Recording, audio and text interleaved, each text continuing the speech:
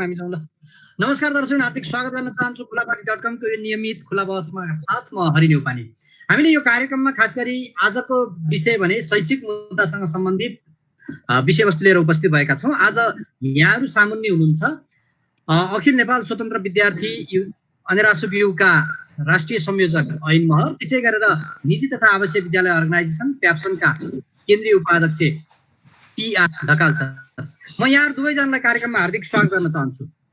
हजुर नमस्कार, धन्यवाद। म दुई पोइन्टबाट कार्यक्रम सुरु गरिहाल्छु। म टी.आर. सर यहाँबाट सुरु गर्न चाहन्छु। शिक्षा मन्त्रालयले हिजो जारी गरेको विज्ञप्ति यहाँले पढ्नुभयो होला। अब असार 1 गतेदेखि के शैक्षिक क्रियाकलाप थाल्ने हो, भर्ना खुल्ने हो?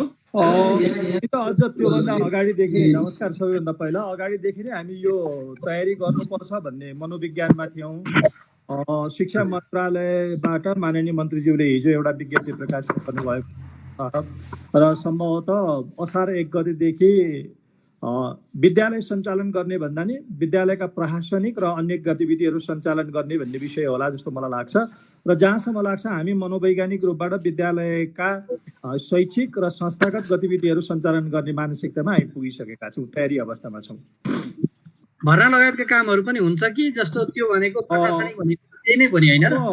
अहिलेका हाम्रा शैक्षिक गतिविधिहरू अहिलेको जुन महामारी छ यो महामारीमा थप समस्या उत्पन्न नहुने किसिमबाट हामीले प्रविधिको प्रयोग गरेर वा अन्य उपायहरू प्रयोग गरेर सकेसम्म यी सबै गतिविधिहरूलाई सञ्चालन गर्ने जमर्कोमा छौँ हामी। अब म ऐन सरसँग आउन चाहन्छु। जस्तो शिक्षा मन्त्रालयले नै अनुमति दिएको अवस्था भयो। हिजोसम्म यहाँहरूको धारणा एउटा थियो। हिजो भर्खर यहाँले एउटा सामाजिक सञ्जालमा एउटा स्ट्याटस पनि देख्नुभयो। त्यसमा यहाँले 3 वटा कुराहरूको एउटा चेतावनीमूलक सन्देश प्रवाह गर्नुभएको छ। अबको अवस्थामा के गर्ने? धन्यवाद। सबभन्दा पहिला म तपाईलाई प्रश्न पारौँ, म चेतावनी दिएको होइन, मैले चेतावनी दिएको होइन, मैले विकल्पहरू खुल्ला गरेको हुँ। हामीसँग यस्ता विकल्पहरू छन् भन्ने कुरा।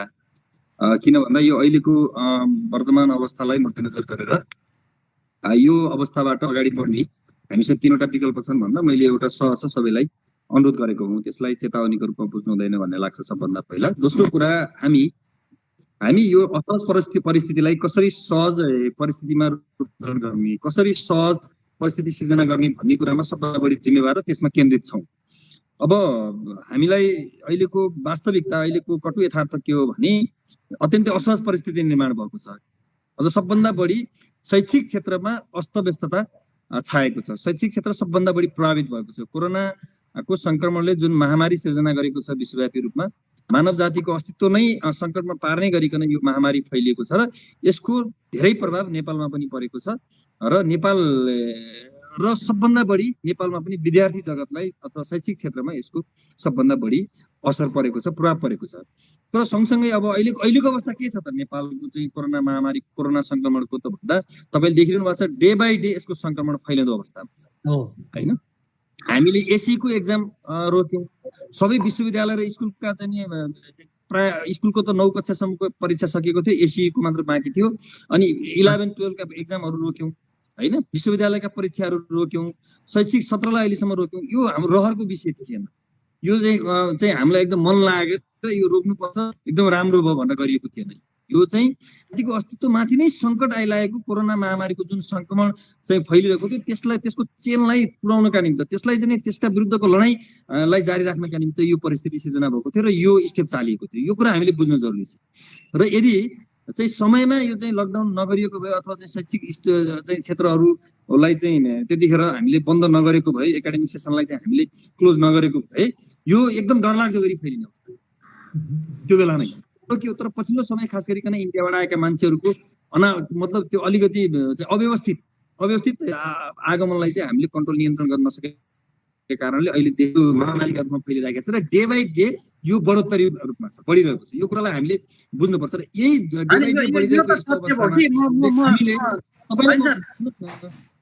यो तथ्य भयो हैन। यस विषयमा त सबै जानकार नै छन्। तपाईले हिजो प्रस्तुत गर्नुभएको स्ट्याटसमा के छ भने पहिलो विकल्पको रूपमा निजी विद्यालय सञ्चालकले सो विवेकले यो लकडाउनमा भर्ना लगायतका काम नगर्ने निर्णय फिर्ता लिने र विद्यार्थीहरूलाई जोगाउने। दोस्रो विकल्प निर्णय सच्याएन भने कानुनी कारबाही गर्ने र सञ्चालकहरूलाई गिरफ्तार गर्ने। तेस्रो विकल्प भनेको विद्यार्थी सङ्गठनले आवश्यकताका आधारमा तालाबन्दी गर्ने र अड्डे निजी स्कुलको कानुनी रूपमा सम्बन्धन खारेज गर्ने, निजी स्कुलका मालिकहरूलाई मर्जी, तयारी अवस्थामा रहेका साथीहरू भनेर निर्देशन दिएको भनेको त त्यो त चेतावनी नै हो नि ठाडो भाषामा। चेतावनी अवस्था दिनमा जथाभावी गर्नु हामीले चाल्नुपर्ने कदम मैले विषयमा आउनका निम्ति त्यो परिस्थितिमा किन हामी पर्यो, त्यो निष्कर्षमा किन पुग्नु पर्यो भन्ने निष्कर्ष चाहिँ नि त्यसको पृष्ठभूमि के हो, कुन पृष्ठभूमिका आधारमा हामी त्यो निष्कर्षमा पुग्यौँ भन्ने कुरालाई मैले अलिकति प्रकाश पार्न मात्रै खोजेको थिएँ होइन। यस्तो कोरोना महामारीको सङ्क्रमणको बेलामा हामीले चाहिँ यो चाहिँ परिस्थिति मतलब अब यो सारा शैक्षिक सत्र खत्तम भयो, बर्बाद भयो भनेर हामीले झन् परिस्थितिलाई जटिल बनाउनेतर्फ लाग्यौँ भने त्यो गैर जिम्मेवार हुन्छ र त्यसले थप हामीलाई चाहिँ समस्यामा चाहिँ पार्छ। त्यसो भएको हुनाले हामी सबै जिम्मेवार बन्न जरुरी छ। हामी कसैको रहर होइन, नपढ्ने शैक्षिक सत्र सञ्चालन नगर्ने अझ त हामी बढी जिम्मेवार, हामीलाई पनि बढी चिन्ता छ होइन। उहाँहरूलाई बताउँ अथवा निजी शैक्षिक सञ्चालकहरूलाई उहाँहरूको पैसा उठेन, दिन पाएन, टिचरहरूलाई तलब खुवाउन पाएन, अथवा उहाँहरूको के भयो बैङ्कको लोन के भयो भने त्योभन्दा माथि उठेर वास्तवमा हामीलाई चाहिँ अझै शिक्षा विद्यार्थीहरूको शिक्षा स्वास्थ्य रोजगार राज्य एउटा मौलिक हक हुन्छ, यसको दायित्व राज्य लिनुपर्छ भनेर लडिरहेको वास्तविक चिन्ता हामीलाई पनि। त्यस कारणले मैले अनुरोध गर्न कुरा के हो भने यो बेलामा एउटा सचेतनता नअप्नाइकन एउटा ठाउँमा नपुग्नेसम्म हामी हौसिएर हतारिएर होइन भर्ना लिने काम मात्रै गर्यो भने त्यसले चाहिँ ठिक ठाउँमा पुग्दैन भन्ने मलाई लाग्छ। र यो चाहिँ जस्तो उहाँहरूले चाहिँ 21 गरेर भर्ना लिने भनेर भन्नुभएको थियो, त्यसका 4-5वटा एकदम महत्त्वपूर्ण चाहिँ त्यसले एउटा गलत सन्देश दिँदै थियो। पहिलो कुरा त कोरोना महामारीको सङ्क्रमण फैलिरहेको बेलामा भर्ना मात्रै लिने कुराले कोरोना महामारीको सङ्क्रमणलाई झथप फैलाउने कुराको चाहिँ उहाँहरू जिम्मेवार हुनुहुन्थ्यो। दोस्रो कुरा चाहिँ क्लासहरू कसरी सञ्चालन गर्ने, एकाडेमिक चाहिँ सेसनलाई चाहिँ कसरी चाहिँ कन्डक्ट गर्ने भन्ने कुरामा कुनै पनि अहिले छलफल भएको छैन। न हामीसँग आज न राज्यले ठोस खाका चाहिँ प्रस्तुत गरेको छ, न उहाँले ठोस खाका दिनुभएको छ। त्यस्तो बेलामा अब पढाउने कुराको शैक्षिक सत्र सञ्चालन गर्ने कुराको कुनै पनि चासो चिन्ता छैन। अनि खालि भर्ना मात्रै लिने, पैसा मात्र असुल्ने भन्ने कुरा त पैसा असुल्ने कुराको मात्रै चिन्ता होइन।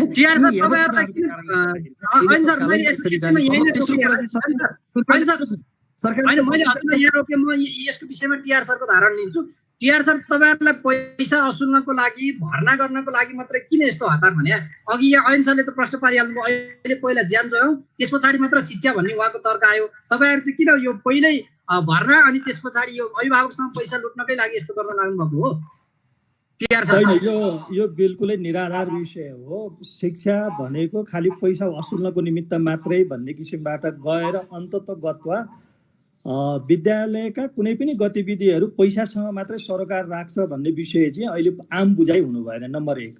नम्बर 2, हामीहरूले 21 गतेदेखि यो मिति राख्दाखेरि योभन्दा पहिला पृष्ठभूमिमा के बुझिदिनु पर्यो भने स्वयं शिक्षा मन्त्रालय र शिक्षा मन्त्रीज्यूले जेठ 15 गतेदेखि पछाडि जेठ 16 गतेदेखि शैक्षिक गतिविधिहरू सञ्चालन गर्ने भन्ने योभन्दा पहिलाको नोटिसमा एकपल्ट हामीहरूले पाइसकेका हौँ। नम्बर 2। नम्बर 3, अहिले राज्यले जुन रूपबाट अहिले बजेटको घोषणा गर्यो, बजेटको घोषणा गर्दाखेरि स्वाभाविक रूपबाट सबै क्षेत्रलाई समेटेर, सम्पूर्ण क्षेत्रलाई समेटेर यो बजेट विगतको भन्दा केही कुराहरूमा प्रगतिशील छ, भलै यो बजेटले अहिलेको क्राइसिसलाई सम्बोधन गर्दैन भनेर आम टीका टिप्पणी पनि भइराखेको छ। यो अवस्थामा निजी क्षेत्रमा रहेका करिबन 2.5 लाख शिक्षक कर्मचारीहरू र त्योदेखि उपरान्त यो क्षेत्रसँग आबद्ध अरू असङ्गठित रूपबाट रहेका झन्डै 1.5-2 लाख मानिसहरूको रोजगारीको विषयमा एक शब्द बोल्न सकेन बजेटले। त अहिले एकछिनको लागि तपाईँ मान्नुहोस्, आर्थिक गतिविधि मान्छेको जीवनयापनसँगै सम्बन्धित गतिविधिहरू हुन्। आर्थिक गतिविधिलाई मान्छेको जीवनयापनदेखि बाहिर राखेर हेर्न थाल्यो भने त्यो गलत प्रक्रिया हो। आर्थिक गतिविधि मान्छे किन संलग्न छ भने जीविकोपार्जन गर्नको निमित्त संलग्न छ। जीविकोपार्जन गर्दाखेरि राज्यले यो समयमा यतिखेरको सबैभन्दा सङ्कटपूर्ण अवस्थामा निजी क्षेत्रलाई जीवित राख्ने संस्था भनेको राज्य हो। राज्यले त्यो भूमिका निर्वाह गर्न नसकेको अवस्थामा मानिने हो। अहिले पनि ऐनजीले अथवा सबै यो क्षेत्रसँग सम्बन्धित मान्छेहरूले बुझ्नु के आवश्यक छ भने यो लकडाउन यही रूपबाट अनिश्चितकालीनसम्म बढाउँदै लिएर जाने हो र हामीले व्यवस्थापकीय जिम्मेवारीहरू चाहिँ अन्य क्षेत्रहरूमा हामीले लिन सकेनौँ। अहिले जसरी मानिने हो, हामीले अहिलेसम्म सरकारले भनेका कुन चाहिँ कुरो मानेको छैनौँ र पालना गरेका छैनौँ र सम्पूर्ण कुरोहरू पालना गरेका छौँ। प्रचलित नियम कानुन अनुसार विद्यालयहरू सञ्चालित छन्। ती विद्यालयहरूले शिक्षा मन्त्रालयले समयमा दिएका सम्पूर्ण निर्देशनहरू पालना गरिराखेको छ।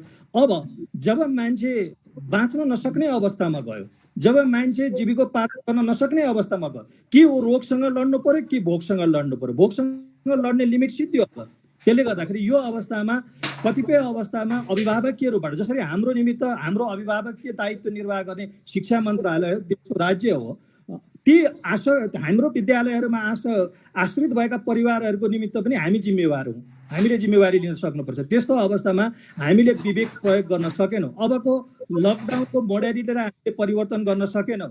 न्यूनतम रूपबाट जीवन यापन गर्ने क्रियाहरूसँग मानिसहरूलाई सरोकार गर्न सकेनौँ भने हामीले त अहिले यो भनेको छौँ। अब अरू क्षेत्रले पनि यही भन्दै जान्छन् हेर्नु। त्यसले गर्दाखेरि मलाई अहिले त सारा व्यापार व्यवसाय सबै चौपट भएको अवस्था, सबै मानिसहरू घरभित्र सीमित रहनु परेको छ, ज्यानको कुनै टुङ्गो छैन भने यस्तो बेलामा अब कहिले अनलाइनबाट सुरु गरौँ भनेको छ, कहिले के भनेको छ, किन यहाँहरूलाई मात्र यतिको हुटुटी? होइन सर, एउटा सानो विषय भनौँ, ज्ञान चेतनाको विषय। जब यो अहिलेको के अरे कोभिडको 19 को त अब WHO ले नै भनिसक्यो 2024 यसको अनसर्टिनिटी छ, कुनै पनि बेलामा यो आक्रान्त बनाउन सक्छ भन्ने कुरो। अहिलेकै स्थितिमा पनि नोभेम्बर र अर्को जुनमा फेरि यो कोभिडको बढ्न सक्छ भन्ने कुरो। अब राज्य वा हामी सबैले यो क्षेत्रमा रहेका मान्छेहरूले यस्ता किसिमका रोग व्याधिहरूसँग लड्नको निमित्त कुनै एउटा वैकल्पिक विधि र व्यापारहरू गर्न सकेनौँ भने हामी कुनै पनि बेलामा आक्रान्त पर्न सक्छौँ। नम्बर 1। नम्बर 2, हामीले यो जेठको 21 गतेदेखि विद्यालयहरू सञ्चालन गर्छौँ भनेर भनेको भोलिपल्टदेखि कक्षा सञ्चालन गर्छौँ भनेर भने होइन। नियमित रूपबाट कतिपय त्यसको निमित्त तयारी गर्नुपर्ने, विद्यालयलाई कम्तीमा पनि 15-20 दिन चाहिँ पूर्व तयारीको निमित्त गर्नुपर्ने प्रशासनिक र अन्य यो तयारीका कक्षाहरू हुन्छन्, व्यवस्थापनहरू हुन्छन्। एउटा यो विषय हो। अभिभावकहरूको, विद्यार्थीहरूको सिकाइको उसलाई एकछिनको लागि यहाँहरूले तपाईँहरूले कसरी मूल्याङ्कन गर्नुभएको छ? ऐनजी त स्वयं विद्यार्थी नेता पनि हुनुहुन्छ र एउटा जिम्मेवार साथी पनि हुनुहुन्छ।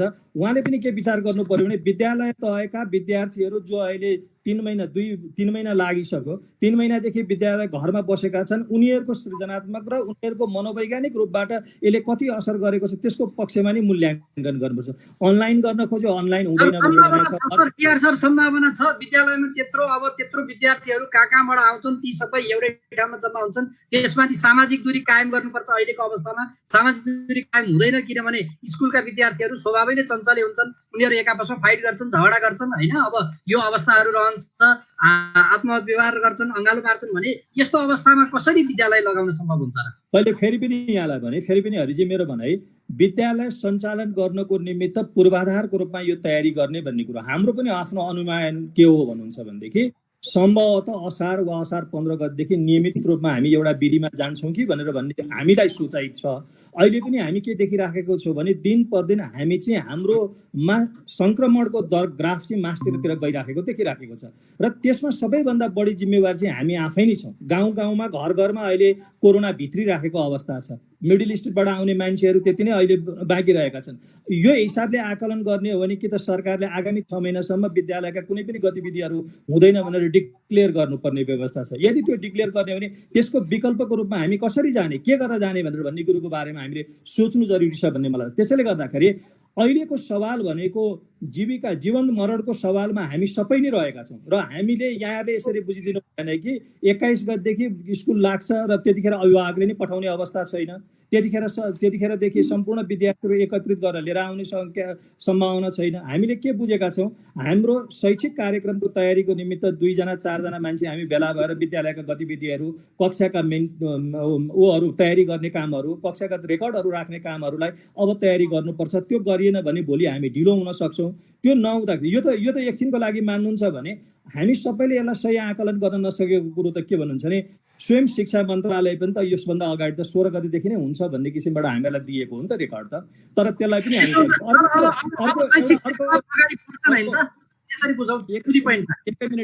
एकै मिनट हरि सर। अनि अर्को कुरो सबैभन्दा महत्त्वपूर्ण विषय चाहिँ के भन्नुहुन्छ भने तपाईँले कुनै व्यक्तिलाई उसको जीविकोपार्जनको निमित्त एउटा एस्युरेन्स गर्नुभयो, तपाईँले जीविकोपार्जनको निमित्त आधार दिनु भएन। कम्ती भने हामीले सरकारसँग के मागेको थियौँ, हामीले राहत मागेको होइन, हामीले मात्रै के हो भने सहुलियत दरमा केही पैसा सञ्चालन गर्नको निमित्त न्यून ब्याज दरमा तपाईँहरूले व्यवस्था गरिदिनुहोस् ताकि हामी 3 वर्ष 5 वर्षभित्रमा त्यो पैसा नियमपूर्वक तिर्छौँ भनेर भन्यौँ। अब एकछिनको लागि हामी एकातर्फ हाम्रा शिक्षक कर्मचारीहरूको दबावमा र तनावमा छौँ, अर्कोतर्फ चाहिँ विद्यार्थीका अभिभावकहरूले निरन्तर रूपबाट हाम्रा विद्यार्थीलाई के गर्ने भन्ने मानसिकतामा उहाँहरू हामीलाई फोन गर्नुहुन्छ। हामीले के भन्यौँ, यो क्षति त सबैभन्दा ठुलो क्षति छ, क्षतिलाई सकेसम्म न्यून गर्ने विधिहरू के हुन सक्छन्? कुनै ठाउँमा अनलाइन हुन सक्ला, कुनै ठाउँमा भर्चुअल क्लास हुन सक्ला, टेलिभिजन हुन सक्ला, एफएम हुन सक्ला। यी सम्पूर्ण साधनहरूलाई प्रयोग गरेर भए पनि विद्यार्थीलाई कुनै न कुनै सृजनात्मक वा एउटा मनोवैज्ञानिक अध्ययनका कामहरूमा संलग्न गराउँ भन्ने मात्रै हाम्रो प्रयत्न हो। हामीले सम्पूर्ण यो महामारीलाई नै चुनौतीलाई सामना गरेर विद्यालय आउनुहोस् भनेर भन्न खोजेको छैनौँ हामीले। र यो कुरो हुन्छ टिआर सर, धन्यवाद। अयन सर, जस्तो यहाँको पहिलो र दोस्रो विकल्प यतिको कुरा सुनिहाल्यौँ हामीले। यहाँले हिजो प्रस्तुत गर्नुभएको पहिलो र दोस्रो विकल्प काम लागेन, अब तेस्रो विकल्पमा आइयो। तेस्रो विकल्पमा तालाबन्दी गर्ने र अटेर विद्यालयहरूको कानुनी सम्बन्धन खारेज गर्ने भन्ने कुराहरू आयो। अब तयार रहन साथीहरूलाई निर्देशन भन्नुभएको छ, के गर्ने त? अब निर्देशन दिने त होला नि। यसलाई म यता आउनुभन्दा अलिकति पृष्ठभूमिमा जाउँ, अलिकति थोरै अरू विषयमा टुकाराम सरले बोलेका विषयहरू पनि अलिकति उहाँले लामो बोल्नुभयो। म उहाँका धेरै विषयहरूप्रति त्यति धेरै असहमति छैन। उहाँले राम्रो बोल्नु हुँदो रहेछ। सरसँग मेरो फेरि पहिलो अन्तर्क्रिया हो टुकाराम सरसँग। तर्क गर्नुभयो। अब वास्तवमा यो विषयमा यति धेरै विवाद र डिबेट गर्न नपर्ने हो। हामीले एउटा साझा सहमति, साझा निष्कर्षमा जानुपर्ने हो र जानुपर्छ भन्ने लाग्छ। किन भन्दा धेरै विवाद गर्नुपर्ने, डिस्कस गर्नुपर्ने, यस्तो धेरै चाहिँ अथवा तेरो मेरो तछाड मछाड गर्नुपर्ने विषय नै होइन। अहिले हामी कोरोना महामारीको संक्रमणको बेलामा छौँ। यस्तो बेलामा हामी सबैले हरेक विषयमा एउटा साझा निष्कर्ष साथ अगाडि बढ्नुपर्छ भन्ने लाग्छ र शिक्षा क्षेत्रका सन्दर्भमा पनि यही नै हो। स्वाभाविक रूपमा उहाँहरूको पनि एउटा चासो चिन्ता होला, तर म 2-3वटा सन्दर्भ चाहिँ अलिक गम्भीरताका साथ यहाँ राख्न चाहन्छु। त्यसपछि तपाईँले भनेका ठाउँमा जाउँला। जस्तो पहिलो कुरा, हामी एउटा नागरिक हुनुको नाताले, जिम्मेवार नागरिक हुनुको नाताले, अझ शिक्षा क्षेत्रमा काम गर्ने चाहिँ जिम्मेवार र सचेत नागरिक हुनुको नाताले शिक्षा दिने, शिक्षाको चाहिँ हामी चाहिँ ज्योति फैलाउने त्यो क्षेत्रको हामी एउटा अभियन्ता भएको नाताले हामी अलिक बढी जिम्मेवार हुनुपर्छ र बढी सचेत हुनुपर्छ भन्ने लाग्छ। पहिलो कुरा त शिक्षालाई व्यवसायको रूपमा मात्रै हामीले बुझ्ने कुरा गर्दै गऱ्यौँ भने त्यो सबभन्दा ठुलो गल्ती हुन्छ, सबभन्दा ठुलो अपराध हुन्छ। गल्ती मात्र होइन, अपराध हुन्छ। शिक्षा व्यवसायको विषय मात्रै हुन सक्दैन, व्यापारको विषय मात्रै हुन सक्दैन। सरहरूले यहाँनिर बुझ्नुपर्छ। तपाईँहरूलाई मलाई भनिदिनुहोस्, अब म फेरि यो चाहिँ प्याप्सनसँग, यो चाहिँ हिसानसँग यस्तो तपाईँहरूसँग त्यति धेरै डिबेट गर्ने पक्षमा पनि छैन होइन। तपाईँहरू पनि तपाईँहरूको कुरा राज्यसँग राख्नुहोस्, सरकारसँग राख्नुहोस्, हामी पनि सरकारसँग राख्छौँ होइन, राज्यसँग राख्छौँ। र यदि अब राज्यको कुरा सरकारले पनि सक्दैन भने त्यसपछि तपाईँहरू हाम्रो होला। तपाईँहरू हाम्रो त फाइनल्ली हुन्छ कुराकानी चाहिँ, राम्रो भए पनि चाहिँ सङ्घर्ष भए पनि मेलमिलाप भयो भने फाइनल्ली होला होइन। हामीले राज्यसँगै गर्ने हो आफ्नो कुरा। जस्तो 1-2वटा कुरा म राख्न चाहन्छु। पहिलो कुरा के हो भने, अहिले जस्तो उहाँहरूले भर्ना लिने भन्नु, सरले पनि अघि भन्नु, हामीले अहिले भर्ना लिन खोजेका हौँ। पढाइको विषय अरू विषय त हामी बिस्तारै गर्दै गर्छौँ नि। जब पढाइको विषय बिस्तारै हामी गर्दै गर्छौँ भने भर्ना लिन मात्र किन हतार होइन? भर्ना पढाइका सन्दर्भमा जस्तो कसरी क्लास लिन सकिन्छ, कसरी चाहिँ नि यो चाहिँ सेसनलाई चाहिँ सञ्चालन गर्न सकिन्छ भन्ने कुराको निर्क्रिय निकालिसकेपछि, एउटा निष्कर्षमा पुगिसकेपछि अनि भर्ना लिने र क्लास लिने सँगै गरे हुँदैन, सकिन्छ नि होइन। यो विषयमा अलिकति गम्भीरतापूर्वक सोचौँ है सर होइन। अहिले हामी त अहिले बोलाएर क्लास लिएर क्लासमा चाहिँ जमघट गराइहाल्ने होइन भनेर तपाईँले भन्नुभयो नि। त्यसो होइन भने भर्ना मात्र त किन लिनु पर्यो? हेर्नुहोस् है, to be noted number 1। Number 2, हेर्नुहोस्, तपाईँलाई म सिरियसली भन्न चाहन्छु, अहिले नेपालको संविधान 2072ले भाग 3 को धारा 31मा धारा 31मा के कुरा प्रष्ट उल्लेख गरेको छ भने मैले त्यहाँ पनि लेखेको छु नि। अहिले तपाईँले हेर्नुभयो कि माध्यमिक के अरे आधारभूत शिक्षा चाहिँ निशुल्क र अनिवार्य, माध्यमिक शिक्षा निशुल्क राज्यले लिने भनेको छ, दिने भनेको छ। त यस्तो बेलामा तपाईँले देखिरहनु भएको छ, तपाईँ 72 लाख विद्यार्थी छन् स्कुलमा पढ्ने, 10 क्लाससम्म पढ्ने। हरिजी यो डेटा राख्नुहोस्। त्यसमध्ये झन्नै 54-57 लाख विद्यार्थीहरू प्राइभेट के अरे सामुदायिकमा पढ्छन् होइन। उहाँहरूको यो प्याप्सन एन प्याप्सन र प्राइभेट पढ्ने त जम्मा 15-16 लाख विद्यार्थीहरू होइन। 15-16 लाख विद्यार्थीहरू, 6000 जम्मा चाहिँ नि निजी स्कुल छन्, 27000 भन्दा बढी सामुदायिक स्कुल छन्। हेर्नुहोस् है, अब अहिलेको अवस्था के छ त भन्दा सामुदायिक स्कुल चाहिँ क्वारेन्टाइन बनेका छन् र सामुदायिक स्कुलका सन्दर्भमा कुनै पनि जहाँ 60 लाख विद्यार्थी पढ्छन्, 57 लाख भन्दा बढी विद्यार्थी पढ्छन्, त्यसका बारेमा अहिले कसैलाई पनि चासो चिन्ता छैन, न सरकारलाई छ न उहाँहरूलाई छ। उहाँहरू पनि त यदि शिक्षा क्षेत्रमा काम गर्ने भने ती विद्यार्थीको पनि त चासो चिन्ता लिनुपर्छ पर्दैन? उहाँहरूले ती विद्यार्थीलाई सँगसँगै कसरी लैजाने भन्ने कुरा सोच्नुपर्छ पर्दैन? उहाँहरूले पढाउने 15-16 लाखमा विद्यार्थीको बारे मात्रै सोचेर हुन्छ त होइन। एकातिर ती क्वारेन्टाइन बनाएका छन्, उहाँहरूले भर्ना लिने भन्नुहुन्छ, शैक्षिक क्षेत्रबारे कुराकानी गर्नुहुन्छ, अनि अनलाइन क्लास डिजिटल क्लासका कुराहरू हुन्छ। सैद्धान्तिक रूपमा हामी online class digital class virtual क्लासको पक्षमा छौँ। यो अल्टिमेटली हामी त्यो डिजिटलाइजेसनतिर जान पर्छ, तर अहिलेको अवस्थामा त्यो सबैको पहुँचमा छ कि छैन, सबैतिर त्यो चाहिँ हामी लागू गर्न सक्छौँ सक्दैनौँ। ती 60 लाख विद्यार्थीहरूलाई यो पहुँचभित्र ल्याउन सक्छौँ सक्दैनौँ हामीले, यो कुरा हामीले सोच्नुपर्छ पर्दैन एउटा नागरिक हुनुका नाताले, सचेत जिम्मेवार नागरिक हुनुका नाताले। त मेरो डम्फु मात्रै मैले बजाउने कुरा सोच्ने हो उहाँहरूले अहिले, सबै समग्र शिक्षा प्रणालीलाई नै कसरी लैजाने भन्ने कुरा उहाँहरूको जिम्मेवारी हुन्छ कि हुँदैन। त अहिले उहाँहरूले भर्ना मात्रै लिने, हेर्नुहोस् कति त्रुटिपूर्ण कुरा छ। भर्ना चाहिँ अहिले लिने रे, ठिक छ, मलाई पनि म एउटा कुरा के स्वीकार्छु भने यो कोभिड-19 यसको महामारी चाहिँ अहिले तत्कालै अब 1 महिना 2 महिनामा खत्तम भइहाल्दैन। अब योसँगै हामीले अभ्यस्त हुन जानुपर्छ र योसँग अभ्यस्त भएर हामीले यसका विरुद्धको लडाइँलाई जारी राख्दै हाम्रो दैनिक जीवनलाई पनि हामीले अगाडि बढाउनु पर्ने स्थिति सिर्जना हुन्छ। तर त्यसका निम्ति हामीले पर्याप्त पूर्वाधारहरू, पर्याप्त चाहिँ हामीले स्रोत साधनहरू, पर्याप्त त्यसको तयारी गरेर अगाडि बढ्ने कि अहिले हतारमा हाम फालिहाल्ने होइन। उहाँहरूले पनि त तयारी त गर्नु। टिआर सर जस्तो अहिले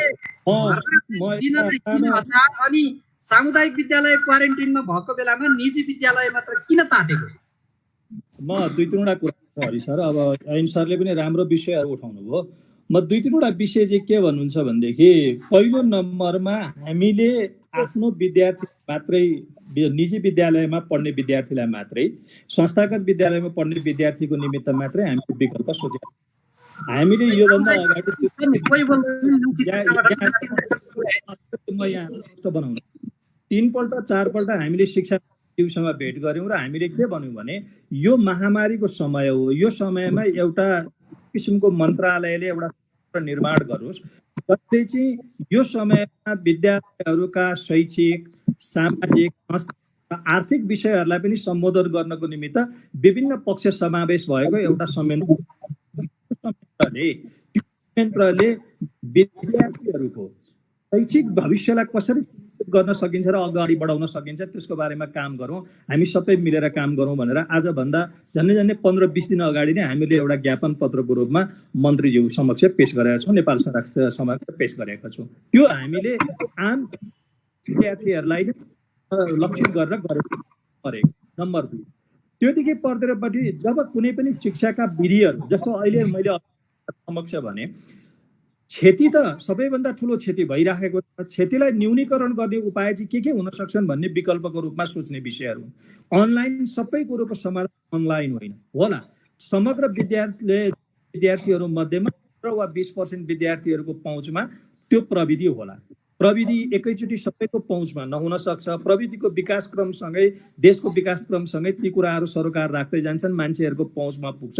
तर पनि अहिले देखिएका कुराहरू के छन् भने अहिले इन्टरनेट अथवा चाहिँ अरू विधिहरू होलान्, अथवा यहाँहरूको एफएमए भनेर भनौँ अरू विभिन्न माध्यमहरू, सञ्चारका माध्यमहरूको मार्फतबाट विद्यार्थीहरूलाई सृजनात्मक र शैक्षिक गतिविधिमा दिनको 2-4 घण्टा मात्रै संलग्न गराउन सकियो भने पनि त्यसले काम गर्छ। यो काम गरौँ भनेर हामीहरूले साङ्गठनिक रूपबाट, संस्थागत रूपबाट पनि र व्यक्तिगत रूपबाट पनि सुरुदेखि प्रयत्न गर्यौँ। सुरुमा मन्त्रालयले पनि त्यो विषयलाई सुनिएको जस्तो गरियो, पछि अनलाइन बारेमा अलिकति विपक्षी अभिमतहरू आयो। एकछिनको लागि मान्नुहोस्, कहिलेकाहीँ के हुन्छ भन्नुहुन्छ भने मेरो कालखण्डमा बिते मेरो पछिल्लो सुरक्षित रहनुपर्छ भन्ने दायित्व चाहिँ हामीले बोध गर्नुपर्छ।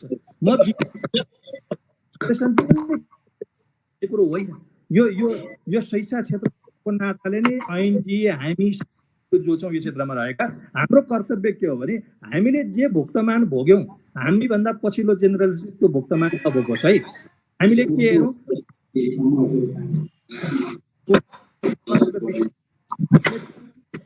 भइरहेछन् त्यो प्र्याक्टिस हामीले हेऱ्यौँ। हाम्रो देशमा के हुन सक्छ, कति ठाउँमा पुग्न सक्छ। हामीले अनलाइन एजुकेसनको कुरो गर्दा खालि मोबाइल र इन्टरनेट विद्यार्थी मात्रै लक्षित गरेर भनेको अवश्य पनि छैनौँ। हामीले त्योदेखि विकल्प कुराहरू पनि हामीले गरेका छौँ र ती 60 लाख विद्यार्थी मात्रै होइन, स्कुल जाने उमेरका ती सम्पूर्ण विद्यालयमा भएका वा नभएका विद्यार्थीहरू प्रति पनि हाम्रो जिम्मेवारी त्यति नै छ, त्यति नै हामी त्यसमा सचेत छौँ हो।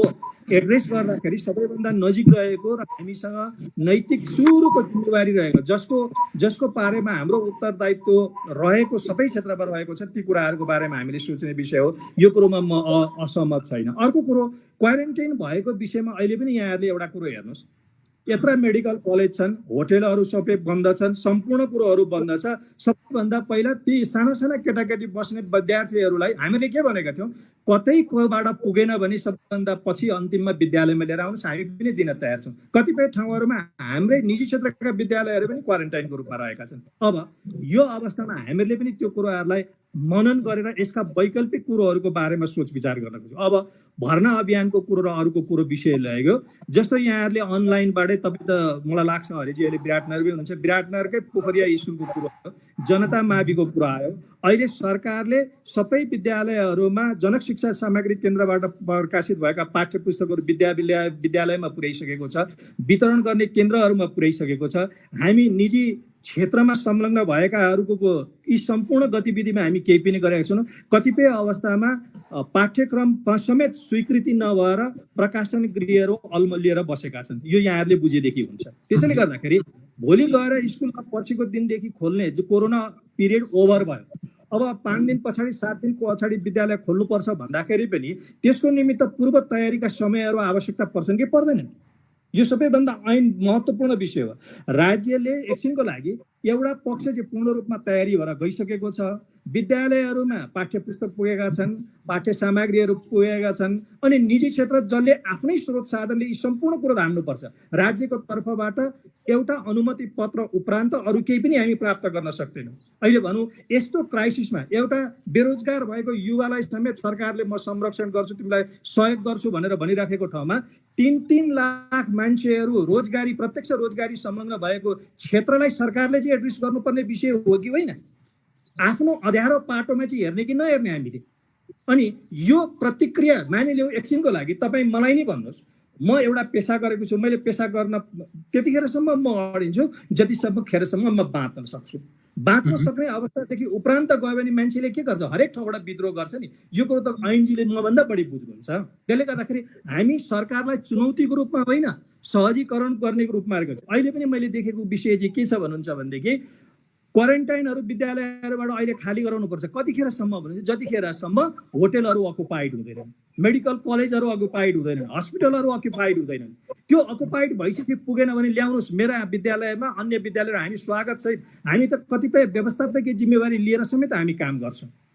तर सबैभन्दा पहिला लिएर आएर विद्यालयमा राख्ने, मेडिकल कलेज र नर्सिङ होमले चाबी लगाएर राख्ने, एकछिनको लागि भन्नु, यो त तरिका भयो। होटेलहरू अक्रान्त बने पेसामा तपाईँहरू देख्नु भएको छ, सबै होटेलहरू बन्द भएर रहेका अवस्था छन्। त्यहाँ मान्छे बेरोजगार भएको छ भनेदेखि होटेलहरूमा किन राख्ने? बालबालिका सङ्क्रमित हुन सक्ने र भोलि त्यो हुन सक्ने ठाउँहरूलाई चाहिँ पहिलो टार्गेट हामीले किन बनायौँ त? त्यसले गर्दाखेरि यो दोस्रो विषय हो जस्तो मलाई लाग्छ। त्यसैले म अहिले पनि के भन्छु भने सरकारसँगको विद्रोहको रूपमा, सरकारसँगको अन्य कुरोको रूपमा होइन, हामी असन्तुष्टि व्यक्त गरेकै हो। अहिले पनि हामी अहिले तपाईँले हेर्नु होला, तपाईँहरूको अब तपाईँहरू पत्रकारहरू तपाईँहरूले मेरो भन्दा यो विषयहरूमा अझ गहिरेर बुझ्नुहुन्छ। हरेक ठाउँमा पाठ्य पुस्तक पुर्याएर अनि हामीलाई चाहिँ पसल पनि खोल्न नदिने, पाठ्य पुस्तक वितरण गर्न पनि नपाउने, उसले सामाजिक सुरक्षा गरेर विद्यालयहरूको विद्यार्थीहरूले रिजल्ट भयो उसले किताब किन्न जान पनि नपाउने एकछिनको लागि। अनि सामुदायिक विद्यालयहरूले नि हामीले त हाम्रो ठाउँमा पनि कुनै कथम कतिपय ठाउँमा भयो होला नि, सामुदायिक विद्यालयमा चाहिँ भर्ना गर्नको निमित्त इन्ट्रान्स एक्जाम पनि चलेका खबरहरू आए। त्यो सत्य हुनु होइनन्, यहाँहरूले र हामीहरूले बुझाइमा सत्य हो। भर्ना लिएको कुरा आयो, हामीले चाहिँ गर्न नहुने, जो चाहिँ आफैमा आत्मनिर्भर हुनुपर्ने क्षेत्र छ। त्यसले गर्दाखेरि यो विषयलाई अलिकति बुझेर हामीले विश्लेषण गर्यो भने हुन्छ जस्तो मलाई लाग्छ। हामी द्वन्द्व होइन। सर म ऐनसरसँग आउँछु। जस्तो ऐनसर जस्तो यो के आयो भने उहाँहरूको गुनासोभित्रकै एउटा विराटनगरको पोखरिया स्थित एउटा स्कुलले इन्ट्रान्स दिएको थियो, त्यो समाचार सार्वजनिक भइसकेको छ, सरलाई थियो। अब निजीका पनि धेरै विद्यालयहरू, खास गरी ठुला र चलेका विद्यालयहरूले गरेका छन्। अहिले अनलाइनका नाममा उनीहरूले अनलाइन पढाएका पनि छन्, अभिभावकलाई डाकेका पनि छन्, आफूले चाहे अनुसारको कति रकम उठाउनु पर्ने उठाएका पनि छन् भने अब त्यतातिर चाहिँ यहाँहरूको ध्यान अलिकति पुगेन कि क्या हो? यस्तो म अलिकति टुकाराम सरको विषयले राखेका विषयमा कुराकानी गरौँ, त्यसपछि यता पनि आउँ। पहिलो कुरा जस्तो यसमा जति बहस गरे पनि जति विवाद गरे पनि एउटा कुरा प्रश्न के छ भने उहाँहरूले आफ्ना कुरा अगाडि राख्न छोड्नुहुन्न, उहाँले आफ्ना चाहिँ भनाइहरू अगाडि राख्न छोड्नुहुन्न, आफूलाई चाहिँ उहाँहरूले कसरी हुन्छ त्यसलाई प्रमाणित गर्न खोज्नुहुन्छ उहाँहरूले चालेको कुरालाई होइन। यसमा त्यसकारण जति विवाद बहस गरे पनि आखिर यसमा खास निष्कर्ष आउँदैन भन्ने नै मेरो बुझाइ हो। अलिकति सरले तथ्यहीन कुरा गर्नु 2-3 वटा विषय चाहिँ। पहिलो कुरा म उहाँलाई भनौँ त्यस्तो अब सामुदायिक स्कुलहरूले इन्ट्रान्स लिएको त्यस्तो गरेको छ, काहीँ त्यो अब त्यो नगर्ने रूपमा एउटा दुईटाले गराउला त्यो फरक कुरा, त्यस्तो त्यो गरेको छैन होइन। यता यो तर्क यो तथ्य सरले अगाडि सार्नुभयो भने यसमा उहाँहरू आफै पङ्गु हुनुहुन्छ, मैले केही भन्नु पर्दैन। दोस्रो कुरा निजी स्कुलहरूले कहीँ पनि अहिलेसम्म क्वारेन्टाइन दिएको मलाई थाहा छैन, मेरो जानकारीमा छैन। सरले त्यस्तो भयो भने मलाई 2-4 स्कुलको नाम भनिदिनु होला, म धन्यवादै भन्छु होइन। र म्याक्सिमम सामुदायिक स्कुलहरूले क्वारेन्टाइनका लागि स्कुलहरू दिएका छन्, त्यो बाध्यता हो र आवश्यकता पनि हो। उहाँले भन्नुभयो हस्पिटल, नर्सिङ कलेजहरू, के अरे नर्सिङ होमहरू, हस्पिटलहरू, होटेलहरू किन नदिएको भने तपाईँ विराटनगर हेरेर हुन्छ, काठमाडौँ हेरेर हुन्छ, पोखरा हेरेर हुन्छ। अहिले कोभिड-19 चाहिँ प्रभावित भएका खास गरी बाहिरबाट आएका मान्छेहरू जसले क्वारेन्टाइनमा राख्नुपर्ने छ ती सहरमा छन् र ती गाउँमा छन्, दूरदराजमा छन्। अनि दूरदराजमा कहाँबाट होटेल हुन्छ, कहाँबाट नर्सिङ होम हुन्छ, कहाँबाट मेडिकल कलेज हुन्छ? त्यही सार्वजनिक ठाउँहरू भनेका ती सामुदायिक स्कुलहरू नै हुन्छन्, न त्यहाँ प्राइभेट स्कुलहरू। त सामुदायिक स्कुल चाहिँ बाध्यात्मक अवस्थामा क्वारेन्टाइन गर्नुपर्ने स्थितिमा चाहिँ यो कुरालाई हामीले बुझ्नुपर्छ पर्दैन। हामीले सहरको आँखाबाट मात्रै, सुविधा सम्पन्न ठाउँको आँखाबाट मात्रै हेरेर हुन्छ, देश चाहिँ सबै सुविधा सम्पन्न भएको ठाउँ मात्रै देश हो भने हामीले त्यसरी बुझ्नु हुन्छ र सर। हामीले त बझाङ बाजुरा ती अछाम ती हुम्ला जुम्ला मुगुमाथि ताप्लेजुङतिर पनि बुझ्नु पर्यो नि, सोलुखुम्बुतिर। आज ती इन्डियाबाट अधिकांश हामीले के बुझ्नुपर्छ भने इन्डियाबाट आएका मान्छेहरूलाई क्वारेन्टाइनमा राख्नु परेको छ। इन्डियाबाट त्यो पनि अव्यवस्थित ढङ्गले होइन, जबरजस्त रूपमा लुकेर आएका मान्छेहरूलाई क्वारेन्टाइनमा राख्नु परेको छ नि। अधिकांश भाइरसको संक्रमणको फैलावट पनि आज इन्डियाबाट आएका मान्छेहरूबाटै भएको छ नि। यो त सत्य कुरा हो नि, यसमा हामीले कहीँ पनि हिचकिचाउनु पर्ने अथवा अप्ठ्यारो मान्नु पर्ने केही छैन नि। ती मान्छेहरूलाई क्वारेन्टाइनमा राख्नु परेको छ नि। ती मान्छे कहाँ छन् त भन्दा गाउँमा छन्, दूरदराजमा छन्। इन्डियामा मजदुरी गर्ने भाडा माग्न जाने त प्राय दूरदराजको गाउँको एकदम पिछडिएको ठाउँको मान्छे न छ। ती मान्छेलाई क्वारेन्टाइनमा राख्ने अहिले सामुदायिक स्कुलमा मात्रै हो। त्यसो भएको हुनाले सामुदायिक स्कुलहरू अहिले क्वारेन्टाइन बन्न बाध्य छन्, विवश छन्। यो सत्य कुरा हो। यो तथ्यलाई हामीले बुझ्नुपर्छ। पहिलो कुरा यो। अब दोस्रो कुरा मैले अघि पनि भने जति हामीले बहस छलफल गरे पनि तपाईँहरू आफ्नो ठाउँबाट तपाईँहरू अगाडि बढाउनु खोज्नुहुन्छ, किनभने तपाईँहरू मैले अघि पनि भने तपाईँहरूलाई पीडा छ। तपाईँहरूलाई के फिल भएको छ भने तपाईँहरूलाई मात्र हामीलाई मात्रै घाटा भयो, हामीलाई मात्रै चाहिँ यो कोभिड-19ले चाहिँ अप्ठ्यारो परेको छ भन्ने छ। त्यसो होइन, सबै क्षेत्र अहिले आक्रान्त छ, सबै क्षेत्रमा यसको प्रभाव छ। पर्यटन क्षेत्रतिर छ, शैक्षिक क्षेत्रतिर छ, अरू सबै आर्थिक क्षेत्रहरूतिर यसले औद्योगिक क्षेत्रहरूतिर छ, जहाँ चाहिँ तपाईँको ठुलो मजदुरहरूले चाहिँ बेहोरिरहेका चाहिँ ठुला ठुला उद्योगहरूमा पनि यसको असर परेको छ। सबै क्षेत्रतिर छ। यो अहिले विश्वव्यापी हाम्रो चाहिँ यो व्यवस्था हो, यो हाम्रो चाहिँ अप्ठ्यारोपन हो। यो कुरालाई किन नबुझ्नु हो? यो कुरा सरहरूले बुझ्नुपर्छ। र मैले भने फेरि पनि हामी शैक्षिक क्षेत्र चाहिँ कोल्याप्स होस्, के अरे मतलब शैक्षिक चाहिँ सेसन चाहिँ कोल्याप्स होस् होइन, एकाडेमिक सेसन चाहिँ नचलोस्, विद्यार्थीहरूको भविष्य बर्बाद होस् भन्ने कुरा हामीले सोचिराखेका होला र त्यस्तो कुरा यहाँहरूलाई लाग्छ? हामीलाई चिन्ता छैन विद्यार्थीहरूको चाहिँ पढाइका सन्दर्भमा होइन, छ नि त। तर सँगसँगै हेर्नुहोस् त, विश्वविद्यालयको विद्यार्थी अहिलेसम्म यस्तो ताल छ, टियुले परीक्षा लिन्छ, यो चाहिँ रिजल्टको टुङ्गो छैन है। टियुको अब अहिले के हो कसो योजनै छैन। नानीले पनि त्यो निजी स्कुललाई मात्र चलाउनु हो, विश्वविद्यालय तहतिर काहीँ पनि केही पनि भएन। तपाईँले इन्फर्मेसन पाउनु भयो। तपाईँ हरिजी चाहिँ सूचनाबाट अलिकति तपाईँ पढाउनु हुँदो रहेछ, तपाईँले सूचना अलिकति राम्रोसँग सङ्कलन गर्नुहोस्। हामीले विश्वविद्यालयसँग पनि बारम्बार छलफल गरिरहेका छौँ होइन। हामीले 4-5वटा भन्दा बढी त हामी विश्वविद्यालयसँग भर्चुअल मिटिङ पनि गरिसक्यौँ। हामी शिक्षा मन्त्रालयसँग अस्ति मात्रै पनि फ्याकल्टी अफ म्यानेजमेन्टले डिनले एउटा महत्त्वपूर्ण मिटिङ सञ्चालन गरेको छ। त्यहाँ पनि हामीले हाम्रा धारणाहरू राखेका छौँ। विश्वविद्यालयले पनि अहिले भर्चुअल क्लासहरू कसरी सञ्चालन गर्ने भन्दा पनि भर्चुअल क्लासहरू कसरी सञ्चालन गर्ने भन्ने विषयमा छलफल चलाइरहेको छ। एकाडेमिक सेसनलाई कसरी सञ्चालन गर्ने, अवरुद्ध भएको चाहिँ एक्जामलाई कसरी चाहिँ पुनः सञ्चालन गर्ने भन्ने विषय विश्वविद्यालय पनि छलफलमै छ। हामी त्यहाँ पनि छलफल गरिरहेका छौँ। सबै शिक्षाको समग्र चाहिँ क्षेत्रमा हामी छलफल गरिरहेका छौँ सबै सरकारवालाहरूसँग। यो कुरा चाहिँ तपाईँले गर्नु होला। हजुर, यो कुरा सँग अब कति मिडियामा आयो आएन त्यो फरक कुरा, तर छलफल भइरहेको छ, गम्भीरतापूर्वक छलफल भइरहेको छ। त्यसकारण यो प्राइभेट अब हेर्नु न, अहिले मूलत त बच्चाहरू स्कुलमा त बच्चाहरू हुन्छ, उनीहरूलाई चाहिँ पर्याप्त मात्रामा कोभिड-19 बारेमा सचेतना पनि नहुन सक्छ, अझ आवश्यक सावधानीहरू अपनाउने परिस्थिति नबन्न सक्छ, त त्यो भोलि अर्को चाहिँ थप महामारी सिर्जना गर्ने महत्त्वपूर्ण थलो बन्न सक्छ। त्यसकारणले ज्यान पहिलो कुरा हो, मानवता पहिलो कुरा हो, मानव जातिको रक्षा गर्ने पहिलो कुरा हो। हामी ज्यान भयो भने, स्वास्थ्य भयो भने, पढ्ने कुरा सिक्ने कुरा त हामी गरिहाल्छौँ नि, 1 महिना ढिलो भएर अथवा 2 महिना ढिलो भएर केही पनि फरक पर्दैन भन्ने हाम्रो निष्कर्ष हो। त्यसकारण हेल्थ फर्स्ट, मानव जीवन फर्स्ट भन्ने कुरा हाम्रो भएको हुनाले हामीले यसका बारेमा अलिकति सचेतना पुर्याएर पर्याप्त तयारी गरेर पर्याप्त साधन अप्नाएर मात्रै यो क्षेत्रमा अगाडि बढाउनुपर्छ भन्ने कुरा हो। र भर्ना र पढाइ सँगसँगै गर्नुपर्छ। सुन्नुहोस् है हरिजी, सिरियसली यति अहिले कन्ट्राडिक्सन कहाँनिर हो भने, समस्या कहाँनिर हो भने, हाम्रो कुरा भर्ना र पढाइ सँगसँगै गरौँ होइन, र त्यो सामुदायिक र निजी विद्यालयको सँगसँगै गरौँ। हेर्नुहोस् है सिरियसली, दुईटा कुरा छ, एउटा भर्ना र पढाइ सँगसँगै गरौँ एउटा, दोस्रो सामुदायिक र निजी विद्यालयका विद्यार्थीहरूको सँगसँगै गरौँ, यहाँ विभेद नदेखौँ होइन। यही हो हाम्रो कन्सर्न, यति मात्रै हो। उहाँहरू के भन्नुहुन्छ भने अब सामुदायिकको जेसुकै होस् त्यो हाम्रो कन्सर्नको विषय भएन, हामी निजीको जिम्मा लिन्छौँ, निजीको पनि हामी पढाइ चाहिँ हामी बिस्तारै हामी तयारी गर्दै गरौँला, तर अहिले भर्ना चाहिँ हामी लिन्छौँ। हेर्नुहोस् है, समस्या यहाँ मात्रै हो। यो कुरा चाहिँ उहाँहरूको कुरा भएको हुनाले यसप्रतिको हाम्रो अब्जेक्सन हो। र यदि म तपाईँलाई प्रश्न पार्छु, सरकारले, मैले राम्रोसँग हेर्नु पाएको छैन, हिजो शिक्षा मन्त्रालयले विज्ञप्ति निकालेको छ भन्ने सुनेको छु, त्यो म पढ्दैछु, मैले कलेक्सन प्राप्त गरेको छु भर्खरै, म त्यो पढ्दैछु। यदि यी सबै कुराको पर्याप्त व्यवस्थापन नगरिकन एक खाली भर्ना मात्र ल्याऊ शिक्षा मन्त्रालय भनेको छ भने हामी त्यसका विरुद्ध पनि आन्दोलन गर्छौँ। आन्दोलन यति मात्र होइन, अब एकातिर लकडाउन त जारी छ, 25 गतेसम्म अहिले घोषणा गरेको छ होइन, त्यसपछि लकडाउनको अवस्था के हुने भन्ने कुरा कुनै टुङ्गो छैन। फेरि हामीलाई पनि के थियो भने जेठ 20 सम्मको लकडाउन थियो, जेठ 20 पछि अलिकति खुकुलो हुन्छ भन्ने थियो, फेरि 32 सम्म चाहिँ जस्ताको त्यस्तै लकडाउनलाई लानु पर्यो नि त। यो फेरि के रहर हो र, यो त बाध्यता हो नि, यो त अहिलेको मानव जातिको रक्षा गर्ने, मान्छेको स्वास्थ्यको रक्षा गर्ने कुराको बाध्यता हो नि। तपाईँको दैनिक अस्तिदेखि 50-60 बढ्दै थिए, 2 जना, तपाईँलाई थाहा छ जम्मा 2 जनामा संक्रमण देख्दाखेरि एसी परीक्षा रोकेको होइन, अहिले दैनिक 200 भन्दा बढी देखिन थाल्यो। संक्रमण त फैलिँदो छैन, यो हामी रोक्न सकेको छैन नि।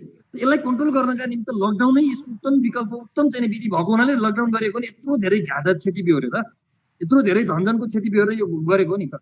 अझ त्यसपछि 32 गतेपछि लकडाउनको अवस्था के हुने भन्ने कुरा कुनै टुङ्गो छैन। 1 गतेबाट भर्ना मात्रै ल्याऊ भनेको छ अथवा त्यो किसिमले गरेको छ भने त्यसका विरुद्धमा हामी आन्दोलन गर्छौँ, सङ्घर्ष गर्छौँ। र मैले हिजो 3टा विकल्प भनेको छु, म फेरि पनि त्यही दोहोऱ्याउन चाहन्छु। पहिलो कुरा त उहाँहरू नै यसप्रति सबभन्दा जिम्मेवार हुनुहुन्छ, विवेकपूर्ण हुनुहुन्छ, हामीले मान्ने मान्छेहरू हुन्छ, हामी उहाँहरू नै जिम्मेवार हुनुहुन्छ भन्ने लाग्छ मलाई। निजी शैक्षिक संस्था सञ्चालकहरू, प्याप्सन एन्ड फ्याप्सनका नेताहरू सबै जिम्मेवार हुनुहुन्छ र सरकारलाई सहयोग गर्नुपर्छ। लकडाउनलाई हामीले चाहिँ उल्लङ्घन गर्नु हुँदैन, विद्यार्थीको स्वास्थ्यमाथि हामीले खेलवाड गर्नु हुँदैन।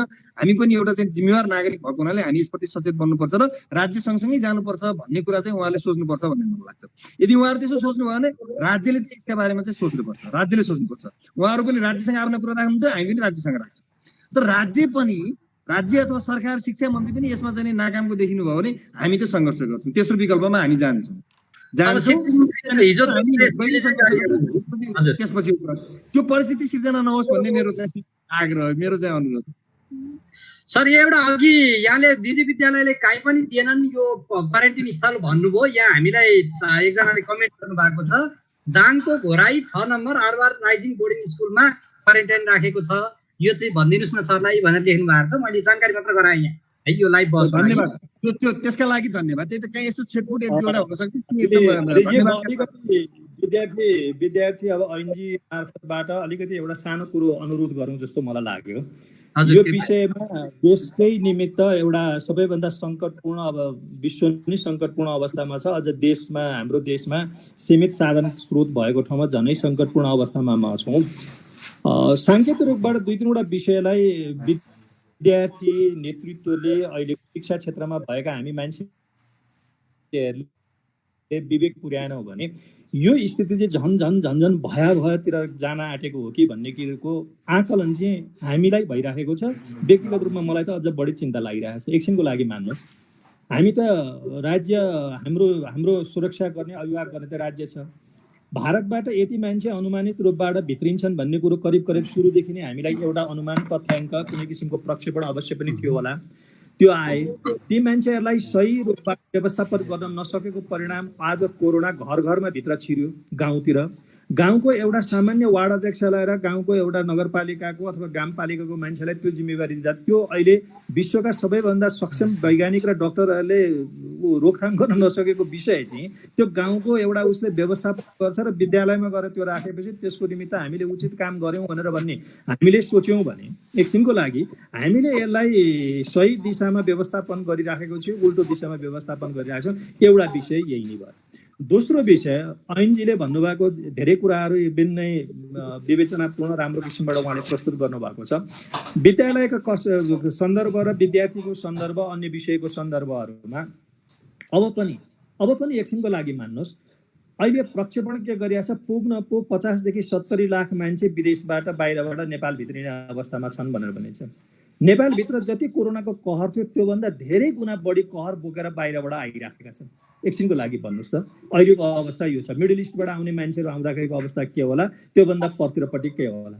अहिलेकै व्यवस्थापकीय हिसाबले वडासम्ममा विद्यालयमा लगेर ती सङ्क्रमित मान्छेहरूलाई व्यवस्थापन गर्दाखेरि अबको अझै 6-8 महिना यो देशले यो कोरोनाको कहर खप्नुपर्छ कि पर्दैन?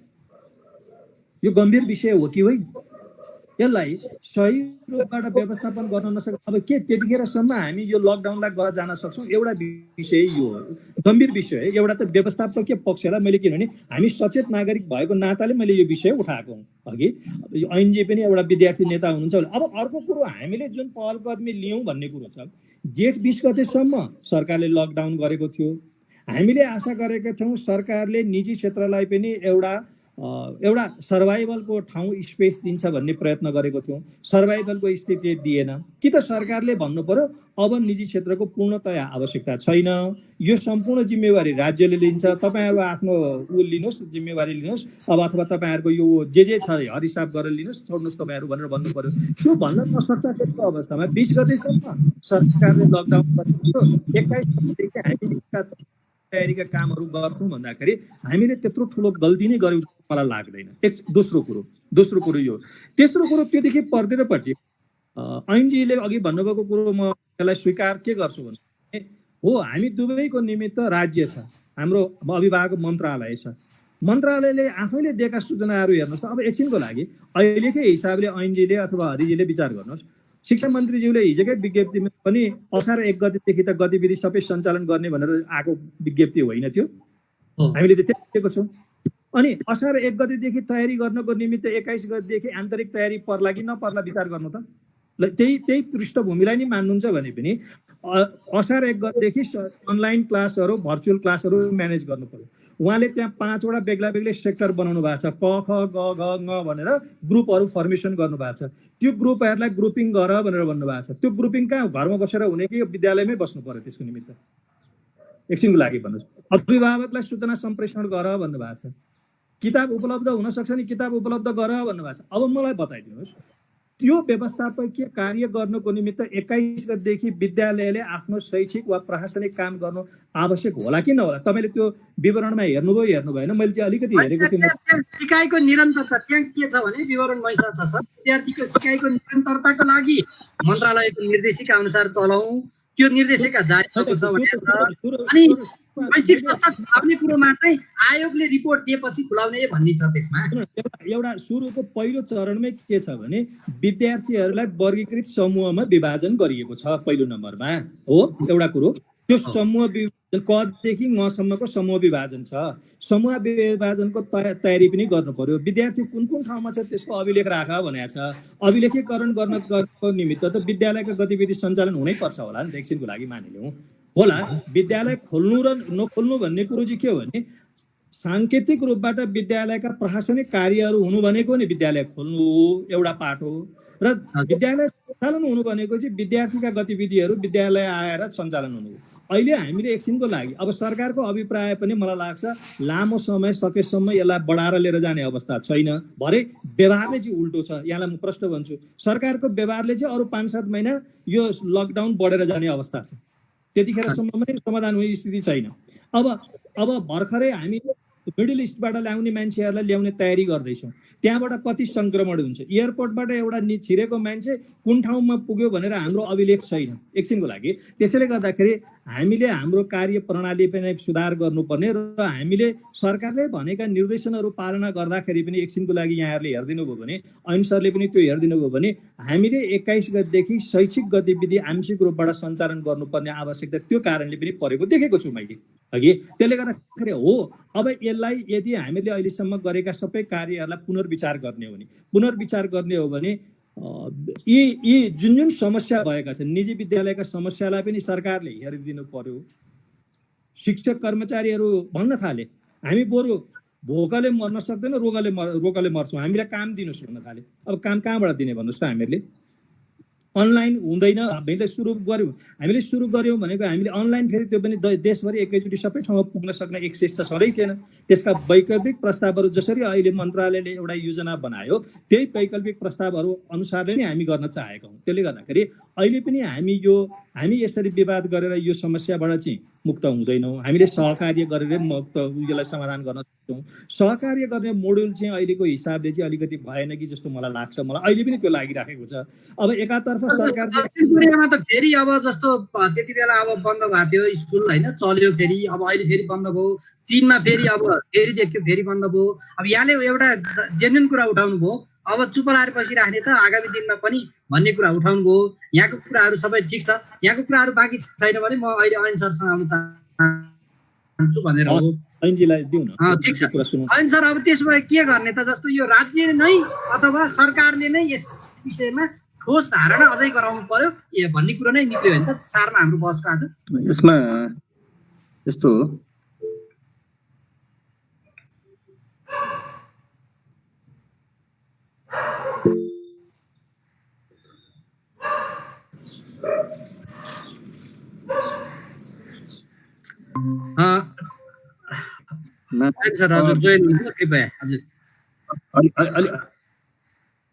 अलिकति मिस्टेक हो, प्राविधिक मिस्टेक हो, त्यस कारणले फेरि जोडिएको छु। धन्यवाद। यस्तो हो, यसमा के अरे हाम्रो तुकाराम सरको कुरामा मैले अघि पनि भने मलाई त्यति धेरै यसमा डिबेट गर्नु छैन होइन। उहाँहरूको आफ्ना तर्कहरू छन्, आफ्ना कुराहरू छन्, हाम्रा आफ्ना तर्कहरू छन्, आफ्ना कुराहरू छन्। जस्तो अघि उहाँले एक दुईवटा कुरा भन्नु, म फेरि पनि जोडिदिएर चाहन्छु। यसलाई जति विवाद र बहसको विषय बनायो त्यति यो लम्बिन सक्छ होइन। यस्तो नगरौँ। हामी सबैले हाम्रो सामाजिक उत्तरदायित्व, हाम्रो रेस्पोन्सिबिलिटी वहन गरौँ, एउटा मानवीयता प्रकट गरौँ भन्ने लाग्छ। स्कुलमा बाल अधिकारको प्रश्न पनि छ। स्कुलमा त प्राय बालबालिका 14 वर्ष मुनिका बालबालिकाहरू नै बेसी स्कुलमा पढ्छन् होइन। बाल अधिकारको प्रश्नको कुरा पनि छ। र भोलि यदि हामीले ल ठिक छ शैक्षिक गतिविधि अहिले शैक्षिक क्षेत्र एकाडेमिक सेसन चाहिँ अहिले अस्तव्यस्त भयो, ध्वस्त हुने भयो, यसलाई सञ्चालन गर्नु पर्यो भन्ने नाममा चाहिँ हामीले भोलि गऱ्यौँ र त्यहाँ कोरोनाको कहर बढ्यो, एकदम महामारी बढ्यो भने त्यसको जिम्मेवार को भन्ने होइन। त्यति मात्रै। अहिले सरको यसो चासो हेर्दाखेरि अब शिक्षक कर्मचारीहरूको तलबको चासो उहाँहरूले चाहिँ बरु हामी चाहिँ रोगले मर्छौँ भोकले मर्दैनौँ भन्यो, त्यस कारणले हामीले चाहिँ स्कुल सञ्चालन गर्नुपर्ने ठाउँमा पुग्यौँ भन्नुभयो। अब योभन्दा गैर जिम्मेवार कुरा, योभन्दा चाहिँ होइन सामाजिक अथवा इरेस्पोन्सिबल कुरा केही हुन सक्छ? सर यस्तो कुरा नगरिदिनु होस्। शिक्षक कर्मचारीहरूलाई भोकले मर्ने भयो त्यस कारण चाहिँ विद्यार्थीहरूलाई मारौँ, तर शिक्षक कर्मचारीहरूलाई भोकले मर्न नदिउँ भन्न खोज्नु भएको र? यस्तो पनि केही कुरा हुन्छ? यस्तो नगरौँ। मैले अघि पनि भने, त्यही भएर सुरुमै भने शैक्षिक क्षेत्रमा मात्रै चाहिँ समस्या भएको होइन नि होइन। पर्यटन क्षेत्रमा अरू आर्थिक चाहिँ आयोजन हुने सबै क्षेत्र, अहिले त सबै क्षेत्र चाहिँ समस्यामा होइन र? सबै क्षेत्रमा समस्या छ नि। धेरै मान्छेहरूको रोजगारी गुमेको छ। यो रहरले बाध्यताले चाहिँ सरकारलाई मन लागेर लकडाउन भएको हो र? मानव यति कुरा बुझौँ न, मानव जातिको रक्षाका लागि गरिएको लकडाउन हो नि। मानव हाम्रो स्वास्थ्यको जगेर्ना गरौँ, त्यसपछि अनि सबै काम गरौँला, आर्थिक गतिविधि गरौँला, पढ्ने काम पनि गरौँला, सबै गरौँला न। ज्यान भएपछि, जीवन भएपछि नै सबै काम गर्न सकिन्छ। मैले यति मात्रै भन्न खोजेँ। त्यसकारण अहिले जति बहस जति तर्क गरे पनि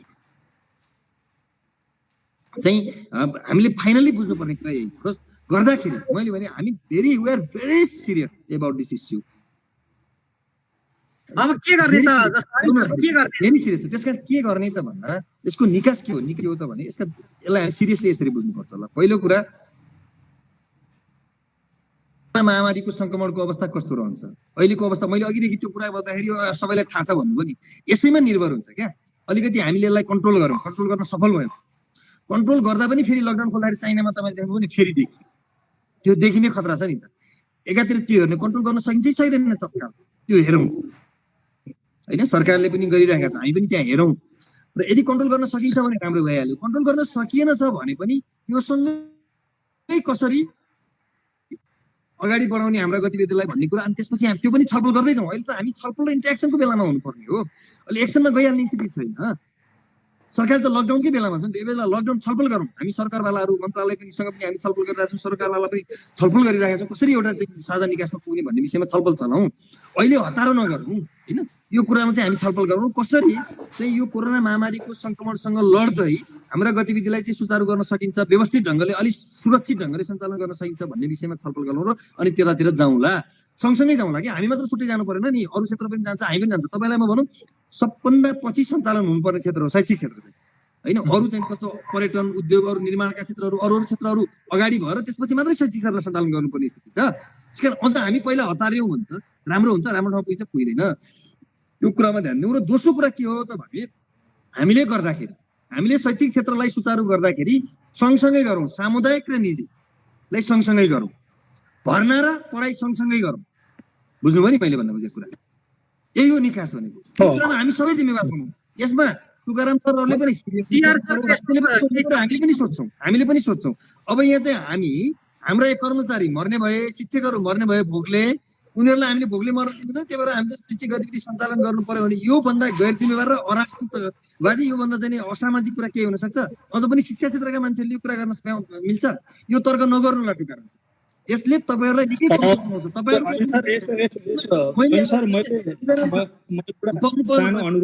न सर, पढ्नु सर, म एउटा अनुरोध गर्नुहोस्। मैले पनि केही अभिभावकहरूसँग कुरा गरेँ, म आफै पनि अभिभावक होइन, म पनि अभिभावक हुँ, मेरो पनि बच्चा छ। त धेरै मैले केही अभिभावकहरूसँग पनि सम्बन्धित छलफल गरेको छु। कोही पनि अभिभावक यस्तो अवस्थामा आफ्नो छोरा नानीहरूलाई, आफ्नो नानी बाबुहरूलाई स्कुल पठाउन तयार छैन, कोही पनि छैनन् होइन, घर बाहिर निस्किन तयार छैन, स्कुल पठाउन तयार छैन। यस्तो बेलामा चाहिँ अनि हामीले चाहिँ जिद्दी गरेर आफ्नो चाहिँ फाइदा हेरेर, कर्मचारी शिक्षकको फाइदाहरूको भोगले मर्छन् भन्ने कुरा हेरेर हुन्छ? सरकारले बरु सरकारलाई भनौँ न, हाम्रो कर्मचारी शिक्षकलाई पाल्नु पर्यो, तत्काल तलब दिनु पर्यो, ल्याऊ हामीलाई सफ्ट लोन ल्याऊ भन्नु पर्यो। सफ्ट लोनका लागि 50 अर्ब छुट्याएको अस्ति बजेटमा आएको छ, त्यहाँबाट कसरी लिने त्यतातिर लागौँ न। त्यसका निम्ति बरु हामीलाई पनि भन्नुहोस्, हामी पनि पहल गरिदिन्छौँ।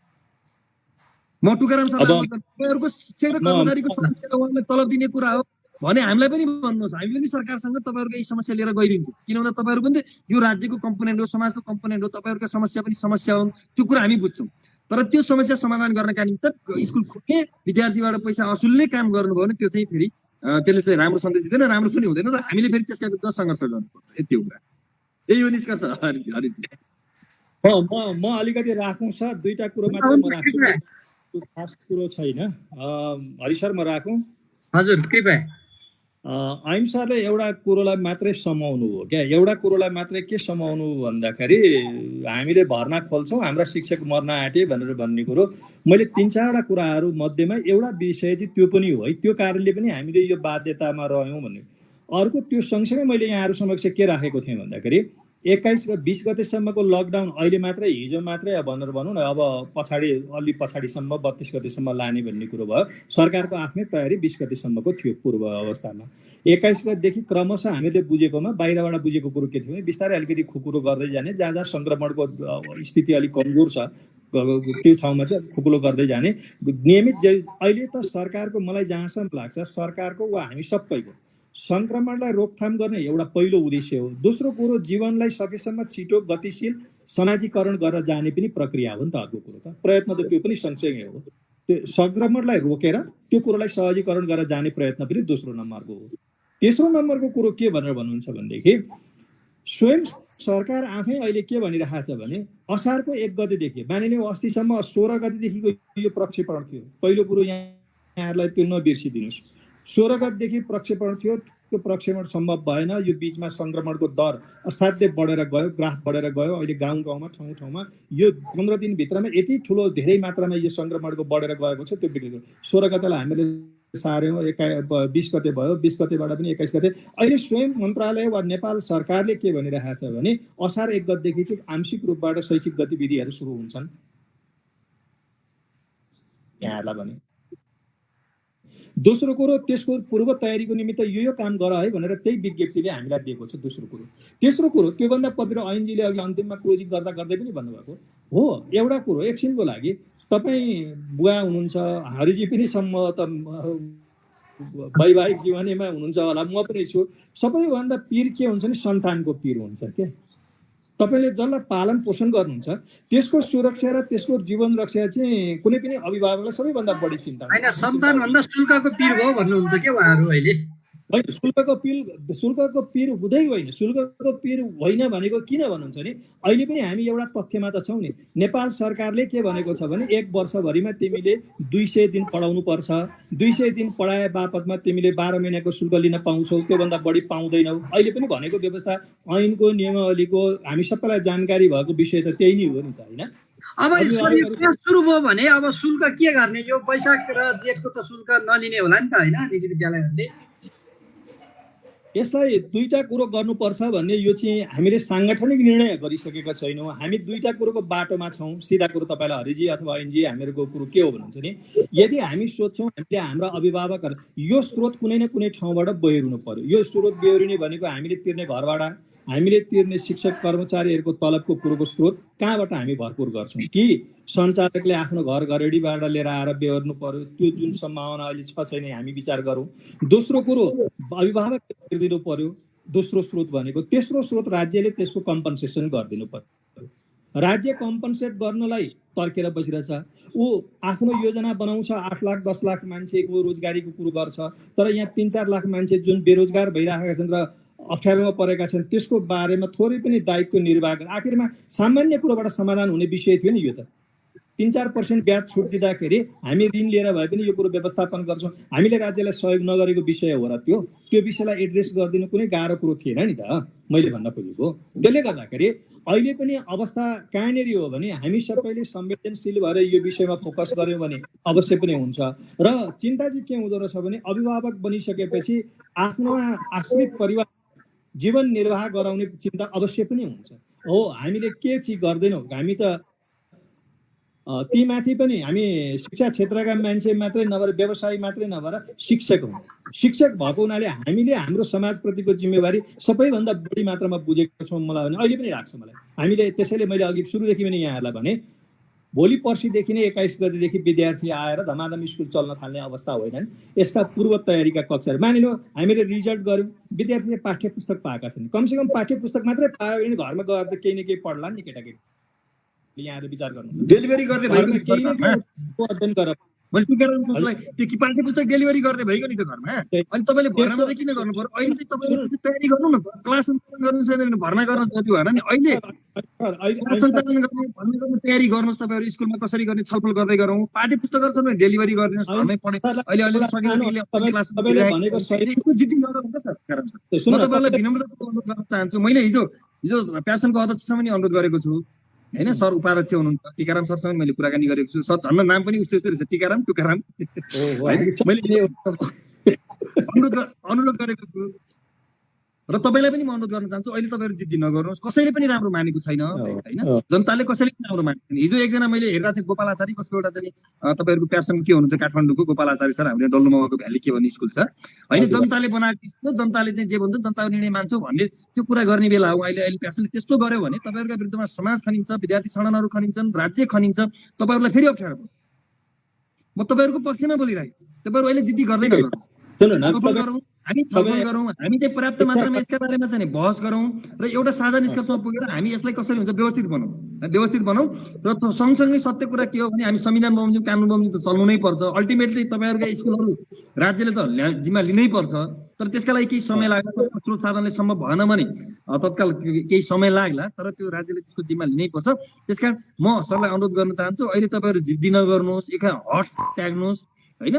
र यसलाई चाहिँ हामी कसरी सञ्चालन गर्ने, बरु राज्यसँग के गर्ने हामी जोइन्टली जान सकिन्छ। तपाईँहरूका मुद्दा बोकिदिने काम हाम्रो पनि हो, हामी पनि तपाईँहरूका मुद्दा बोकिदिन्छौँ। तर विद्यार्थीहरूलाई चाहिँ यसरी चाहिँ उनीहरूको स्वास्थ्यमाथि खेलवाड गर्ने र यो चाहिँ तपाईँहरूको चाहिँ स्वार्थका लागि, तपाईँहरूको कर्मचारी शिक्षक पाल्नका लागि त्यो गर्ने कुरा चाहिँ तपाईँहरू किमार्थ अहिले नगर्नुहोस्। मेरो यो अनुरोध छ। ल, धन्यवाद हरिजी। हुन्छ, यो विषय ठिकै छ। ऐन सर एकछिन कुर्नु होला। यो अब लगभग सकिन लाग्यो, हाम्रो समय सकिन लाग्यो। म टिआर सरलाई अब यो विषयपछि म केमा आउँछु भने बजेट मार्फत सरकारले जुन यो सामुदायिक विद्यालयलाई पनि निजी विद्यालयको जिम्मा लगाउन लाग्यो नि, के तयार छ होइन त निजी विद्यालय अब सामुदायिकको पनि जिम्मा लिन? अब यो पनि हरि सर कस्तो कुरो भन्नु, अब मैले त यो बिचमा बोल्नै नमिल्ने विषय पो छ त। अब शिक्षा मन्त्री यो मलाई थाहै छैन भन्नुहुन्छ, बजेटमा प्रक्षेपण भएर आएको छ, हामीसँग सरसल्लाह भएको छैन। अब यो विषयमा के बोल्नु भन्नु त, हामीसँग यो विषयमा कुनै किसिमको सरसल्लाह संस्थागत रूपबाट भएको छैन कि एउटा।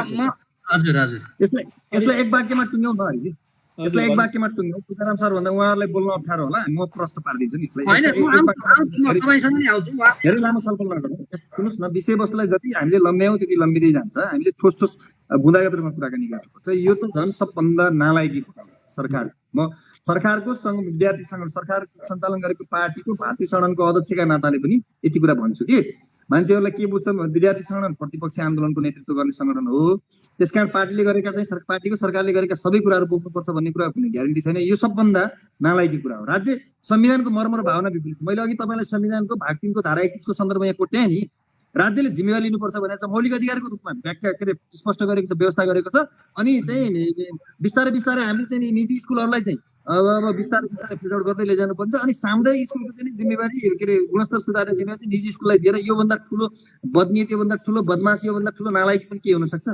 यो राज्य चाहिँ त्यो सम्भवै छैन। यो राज्यले जिम्मा शिक्षा मन्त्रीको एउटा चाहिँ हिजो विज्ञप्ति पनि जारी भयो, यो शिक्षा मन्त्रालयबाट गएको होइन, अन्यत्रबाट घुसेर आयो भन्ने भयो। यहाँ एउटा हामीलाई हेर्ने एउटा मन्त्रीज्यूको त्यो त शिक्षा मन्त्रीको थप चाहिँ लाचारीपन हो। शिक्षा मन्त्रीले त्यसमा माफी माग्नुपर्छ कि राजीनामा दिनुपर्छ? त्यस्तो कुरा गर्न मिल्छ? एउटा सरकारको चाहिँ विभागीय मन्त्रालय सम्हालेको मान्छेले त्यस्तो कुरा, त्यस्तो नालायक कुरा, त्यस्तो लाचार कुरा गर्न सुहाउँछ? त्योभन्दा अनैतिक कुरा, त्योभन्दा गैरजिम्मेवारपन कुरा के हुन सक्छ? कसरी भयो त? कसरी कि उहाँले राजीनामा दिनु पर्यो? कहाँबाट आयो त्यो कुरा? राजीनामा दिनु पर्यो कि त्यो कुरा सच्याउनु पर्यो नि? कि माफी माग्नु पर्यो? किन त्यो कुरा बोल्नुभयो उहाँले? त्यस्तो कुरा गर्न सुहाउँछ खै एउटा जिम्मेवार नेताले, जिम्मेवार सरकारको मन्त्रीले? मलाई थाहा छैन भन्न मिल्छ सरकारको चाहिँ कुरामा? उहाँले त्यो हिजो जारी गर्नुभएको विज्ञप्तिमा चाहिँ के भन्नु भएको छ भने बजेटको बुँदा नम्बर 166 मा उल्लेखित शिक्षा मन्त्रालयको प्रस्ताव नगरिएको भए तापनि ठिकै छ भनेर उहाँले आफूले मैले चाहिँ लगेको होइन, यो बाहिरबाट आयो भन्ने हिसाब। त्यो चाहिँ जिम्मेवारी एउटा पन्छी नै, तर घुमाउरो पारामा त्यसको समर्थन गर्ने कुरा हो। त्योभन्दा ठुलो नालायक पनि, त्योभन्दा ठुलो गैरजिम्मेवार पनि, बदमासी पनि त केही हुनै सक्दैन। त्यसो हुँदा त शिक्षा मन्त्रीले हेर्नु न, अब असार 1 गतेदेखि शैक्षिक क्रियाकलाप सञ्चालन गर्न पनि भनिदिनु भयो, यो पनि भनिदिनु भयो भनेपछि कुनै न कुनै रूपमा यो निजीलाई प्रश्रय गर्नतिर लाग्यो क्या हो? एकदम शिक्षा मन्त्रीको उहाँहरू तुकाराम सरहरूले प्रयोग पार्नु भएको शिक्षा मन्त्रीलाई, शिक्षा मन्त्री प्रभावित एउटा कुरो तपाईँसँग अनुरोध गरौँ, म विद्यार्थी हुँदादेखिको यो कुरो गरेर चाहिँ पार लाग्दैन। हेर्नुहोस्, आखिरमा आवश्यकता, समयको आवश्यकतालाई त हामीहरूले मान्नै पर्छ। एउटा म विद्यार्थी हुँदाखेरिदेखिको भनेको तपाईँले अघि भन्नुभयो, विद्यार्थीको भूमिका कतिपय अर्थमा प्रतिपक्षीय भूमिका हुन्छ।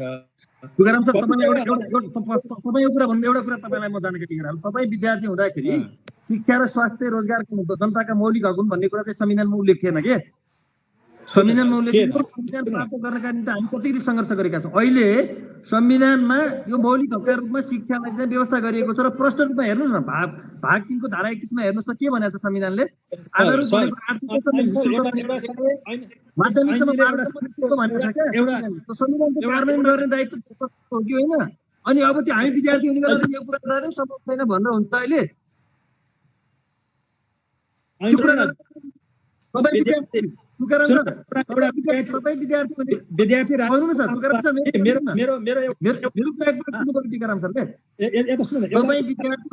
देशमा राजतन्त्र थियो, अहिले राजतन्त्र छैन नि।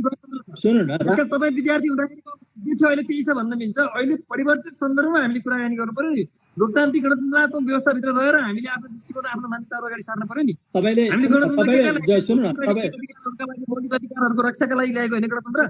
तपाईँ लड्नु भएन? अनि त्यो मौलिक अधिकारभित्र पर्छ पनि शिक्षा र स्वास्थ्य राज्यको दायित्वभित्र यसको कार्यान्वयन गर्नुपर्छ भने तपाईहरु लाग्नुपर्छ पर्दैन सर। अहिले एउटा कुरो नि तपाईले जति साह्रो बोले पनि एउटा कुरो नि यो लोकतन्त्र गणतन्त्र ल्याउन तपाईको जति योगदान छ तुलनात्मक रूपमा मेरो पनि कम छैन। बुझेर हेर्नुस् एउटा विषय चाहिँ मैले त्यही भने तपाई पनि लड्नु भयो दोस्रो त भनेको छु नि तपाईले ध्यान दिनु पर्यो मेरो कुरामा। सुन तपाई पनि गणतन्त्र ल्याउनु त लड्नु भयो। सुन न दोस्रो विषय भने भन्नुहुन्छ नि जनताको मौलिक अधिकारको रक्षा गर्ने व्यवस्था हो नि त। सुन न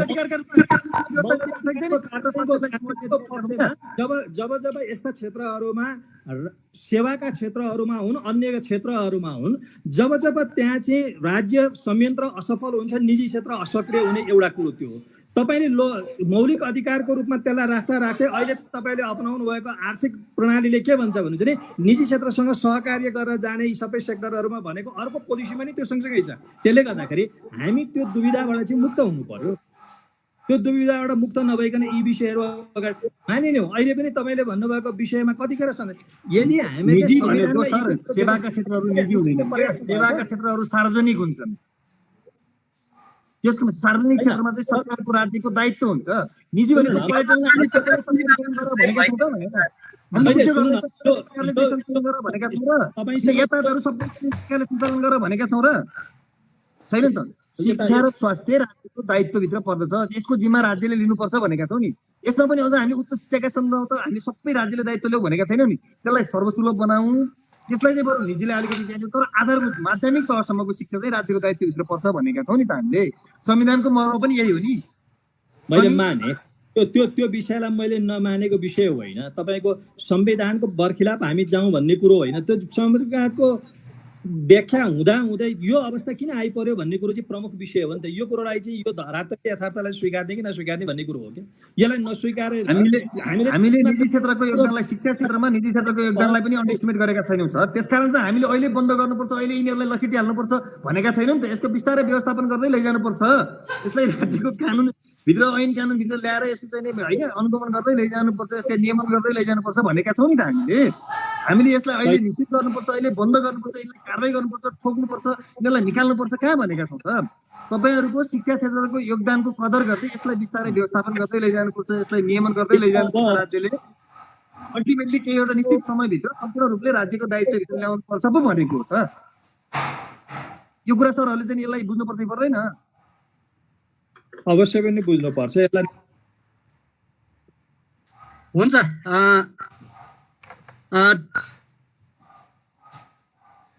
टिआर सर, हुन्छ आजको हाम्रो बहसको समय सकियो।